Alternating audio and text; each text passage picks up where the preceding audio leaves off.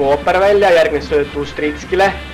Ustritski mängu toomine on toonud kiirust juurde meie meestele. Ilus sööt praegu, Reim lööb ja Reim lõi värava 55. minutil. Väga hea sööt Dmitri Ustritski poolt ja Martin Reim, meeskonna kapten, avas siis 55. minutil mänguseisu 1-0. Nii nagu 16. augustil suutis Reim värava lüüa, on suutnud ka täna selle värava siin lüüa ja näete, kui ilusa eeltöö tegi ära Dmitri Ustritski ja ega Reimil muud ei jäänud üle, kui pall lihtsalt väravasse toimetada. Tubli Dmitri Ustritski, tema tegi selle eeltöö ja supervahetus just Tarmo Rüütilt, et võttis Selinski välja ja pani asemele Ustritski, kes andis väga hea söödu Martin Reimile. Ja Martin Reimile on see 14. värav Eesti koondise särgis, kokku on talle see 92. mäng.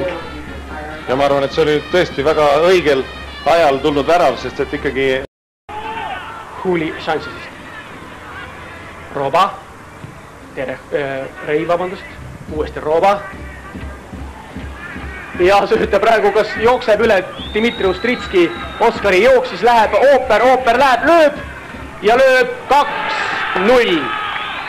65. minutil Andres Ooper kasvatab Eesti eduseisu 2-0-le. Nii et 10 minuti jooksul Eesti meeskond löönud 2 väravat. Esimese siis Martin Reim ja teise Andres Ooper ja mõlema juures tegi suure eeltöö ära Dmitri Ustritski.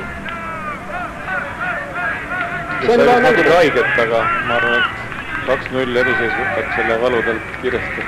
Näete 9 fänni, kes aplodeerivad ja skandeerivad ja on 12 on jah. Ja tõepoolest, Andres Ooper lõi oma järjekordse 15. värava Eesti koondise rivistuses.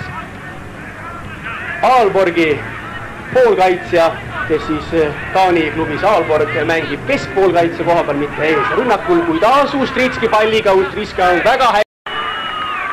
Blokkis nii, et saab nüüd kollase kaardi, nii et väga ebaõnnestunult mängis Rooba seda viimast situatsiooni, ega Mart Poom ei saa aru, miks pidi just Rooba nii mängima, igal juhul tuleb nüüd penalt. Ja oli nüüd seda mängu lõpus vaja, igal juhul penalt tuleb Andorra kasuks, käib teise poole ja teine lisaminut 3 on juurde pandud. Nii et ei ole see mäng veel sugugi lõppenud ja mängu saatus pole sugugi veel selge, kui Hustar Ruiz kummardub nüüd 11 meetri punkti kohale.